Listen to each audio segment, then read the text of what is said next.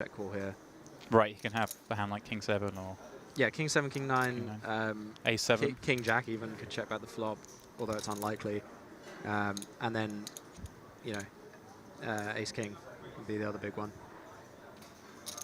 And, you know, maybe even Ace Queen. Wow. Yeah, all I mean, in. 2x pots.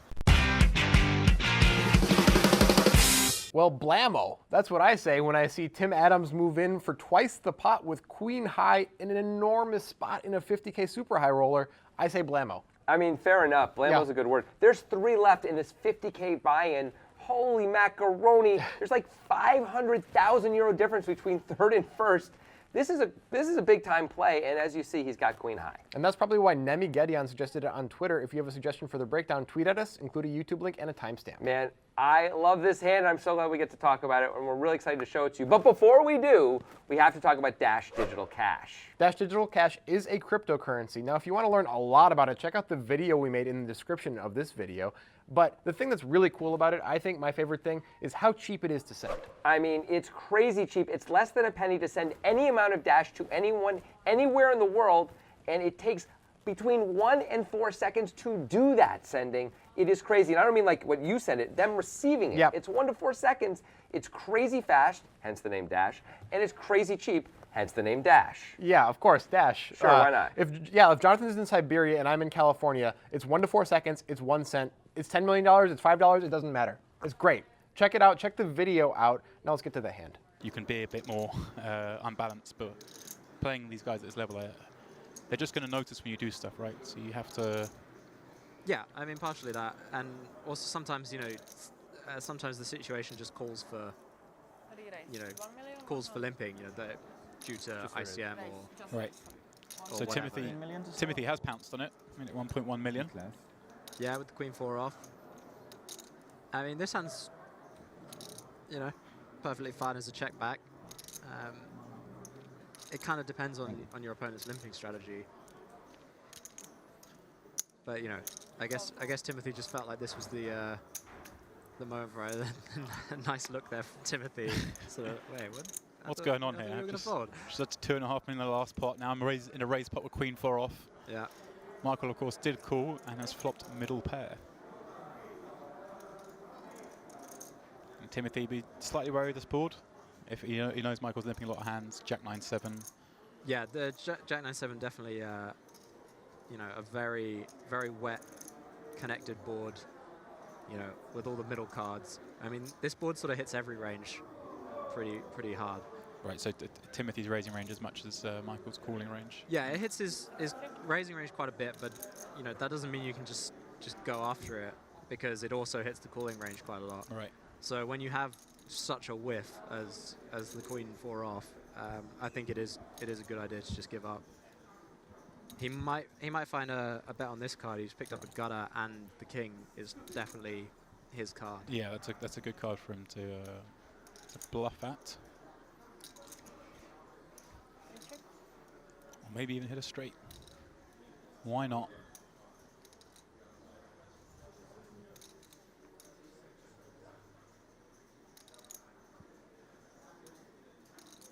Very deliberate, these guys. They're not wasting time. They're thinking so many different thoughts at each decision.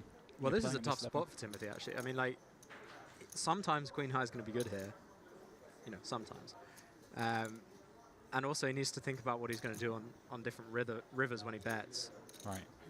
So as we were talking with Marcel Lusk, we had him earlier, he was saying it's almost like chess. These guys are thinking move after move ahead, and even hands in advance. If I do this time, what can I do the next time? This kind of stuff. And he has elected to fire a bluff. Yeah, and the other thing to think about is the sizing on this turn. I mean, with such a connected board, if he has a king, he's going to want to bet pretty big. Right. So he's just kind of thinking like, what, you know, which hands make sense to go big with, and how big. You know, like you could conceivably bet like close to full pot here. And this was a tough spot for Michael, right? No, Michael does pretty clear check call here. Right. He can have a hand like King 7 or... Yeah, King 7, King 9, A7. King Jack even could check back the flop, although it's unlikely. And then, you know, Ace King would be the other big one. And, you know, maybe even Ace Queen. Wow.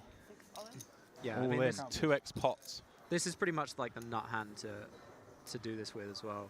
He has a club, of, not a great one, but he has a club, and he has a queen. So he blocks like he blocks the snap calls, which is always good. You're right. Okay, and also Michael's hand. It also, I should also point out this is a good board for Timothy to check back aces on the flop, just because where this board is gonna be really tough to play aces on if you get check raised. Okay. So if he had red aces, he might check back this flop, so that he can call on like most runouts. Obviously, a little bit less likely when Michael holds an ace, which blocks. Yeah, that's true. Only one combo of. Well, okay, so the same applies to kings as well. So sure. Let's give 4 combos of top and second set. And yeah, obviously like the flush draws are there as well. This is a fascinating spot. And we haven't really seen anyone get a line yet. And this is a huge bet. Michael calls. I guess he's thinking he's pretty much at the top of his range. After he checks the turn, he just like doesn't have much better hands than this. Wow, and that's crazy. Timothy, who was our runaway chip leader, has just bursted out in 3rd place. And just like that, the venerable Timothy Adams is out of the tournament in 3rd. Did he screw this up? Is this his fault, or did Qi Zhang just make an amazing play? I think it's a little bit of both. It's possible. I think it's more Qi Zhang makes a great play than Timothy Adams screws it up. But let's get into it and figure the whole thing out, shall we? All right, let's go back to the beginning to figure this out, okay? So let's talk about the flop, because Tim Adams obviously is bluffing pre-flop, but he decides not to continue on the flop with queen high. Why would he do that, Jonathan? Almost certainly it's because this is the kind of board that Tim Adams would check almost all of his good hands on. So he doesn't think he can rep any true strength when he bets on this board. He knows Qi is good enough to understand that. So he checks, repping a good hand actually by checking. A good hand meaning like an ace high hand or something like that. But he's not going to bet second pair, and he's not going to bet his ace highs and things like that. This is the kind of board that hits not very much of his range comparatively to Qi's range, so he checks it back. Yep, and that is a reasonable, cool, range-based play, right? Yeah, absolutely. It's neat. So we get to the turn, and the king peels off. Now, we like Adams' bet here because he has a bunch of kings in his range. He has a range advantage on the turn for sure. Absolutely. It makes sense to start betting now. The real question is, and this is important for the river, would Qi have bet a straight or a flush draw on the turn? I have to believe he would. Yes. Like, even though the king is better for Tim Adams, and Tim Adams, by the way, looks like he's got a showdownable hand when he checks back. Yeah. You can't, as Qi Zhang, check your flush draw to call on the turn because you're not going to get any the right odds. You're out of position. As I like to say, Qi's position, like a Roquefort, behind you, Qi's position, is just not going to work out being out of position in this way. So I got to believe he's going to bet anyway. Knowing he's going to get called a lot on the turn, but then he can fire the river and hope to get folds there, which he'll get a lot of. Or make a flush. And sometimes improve and fire the river. And either way, he gets to build a pot to win a bigger pot later. At the same time, we think he would have started betting a straight by now just to make sure some bets go in, right? Or at least check raise the turn with the straight. It'd be really strange to check call and then, be out of position on the river with it. Usually he's just going to bet it on the turn. All of this to say that because of these reasons, we believe that Qi is capped at 2 pair on the river. We don't think he has any straights or any flushes, which might be a good time to bluff for Tim Adams. That makes sense when your opponent is quite capped. We actually think Qi has the second best hand he ever shows up with here. We think he would have raised ace-king preflop all the time. We think sometimes he's going to raise ace-jack, but maybe sometimes he'll play ace-jack like this, leaving ace-9 as the second best possible hand for Qi here. Yeah, and he may have all his combos of ace-9 and only some of his combos of ace-jack. And by the way, when Grant's saying raise, we assume what Qi is probably doing is limping his entire range, but then 3-betting with things like ace-king and stuff like that, just to be clear. Right, so when Tim Adams moves in,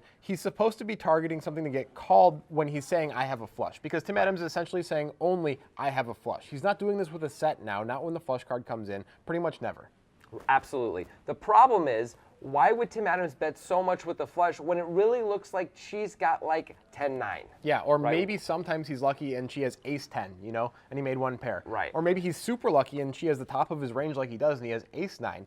Now, that said, Tim Adams is repping only a flush, and Qi has such a narrow range of value. Tim Adams would want to squeeze some value out of that and size it a lot smaller. You have to believe it, right? So because of all that, we think Qi's able to sit back and say, well, first of all, from a distribution argument, as we like to make, of course, this is one of the best hands I can ever show up with. Maybe it's even the best if I'm always going to 3-bet ace-jack when we're 3-handed here. Yeah. Maybe he would, maybe he wouldn't. Maybe sometimes he's just going to call with it, though.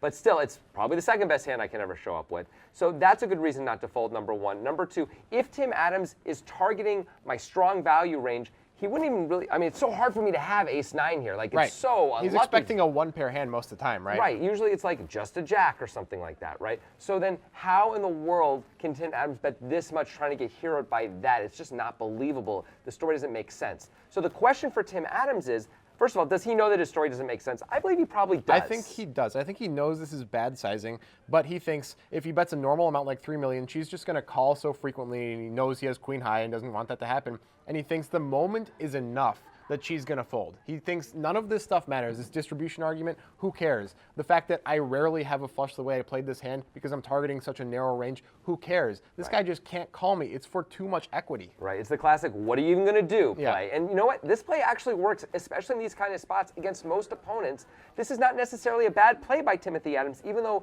it's a little bit transparent, or so it seems to be. But she just doesn't care, man. She's a baller, I guess, and that's Well, cool. He's 22, so he's probably pretty risk tolerant. You know, that's part of it, and that might be helping him make this call.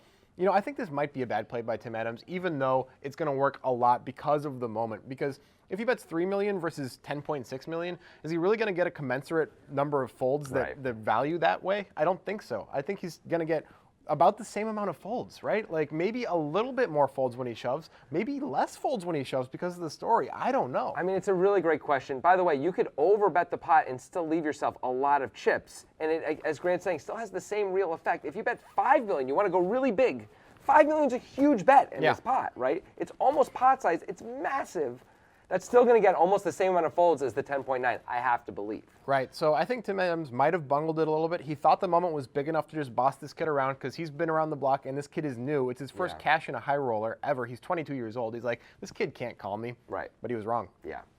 Wow, that is just such a cool hand. Yeah. I mean, that is one of my favorite hands we've done in the last while, actually. She ends up winning the tournament, by the way. Yes, he Deservedly does. so. Super baller, Chi. Yeah. We're so excited to see you play like that. These were some interesting decisions by both players, though. Tim Adams took interesting lines on most streets here. Maybe the turn is the only obvious bet, right? I agree. Everything else, it's like, oh, okay, interesting. He did that. Let's think about why. Chi deciding to ultimately call there in a spot where I think a lot of players would fold. The club comes in. You're beaten by some other hands, too, certainly.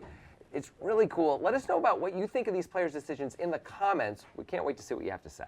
Now, we saw Tim Adams in a river spot where he didn't quite get what he wanted pretty recently on the breakdown, but it was also a super cool hand against a very good thinking player, Fabian Quas. If you want to check that out, click right up there. Man, that is just, it is a really interesting hand also, how Fabian Quas is able to sort of figure the whole thing out in real time and avoid losing a lot of chips. Yeah, it's pretty cool. And if you want to know how we drew our conclusions for this entire hand, which we spent a lot of time talking about because there's a lot of nuance to it, check out our podcast where we go super deep. It's called The Breakdown, presented by the Poker Guys. Yeah, it's a beautiful thing. You must check it out. It's, of course, available on all podcast apps, Apple Podcasts, etc. And, of course, if you like this video, make sure you subscribe to our YouTube channel.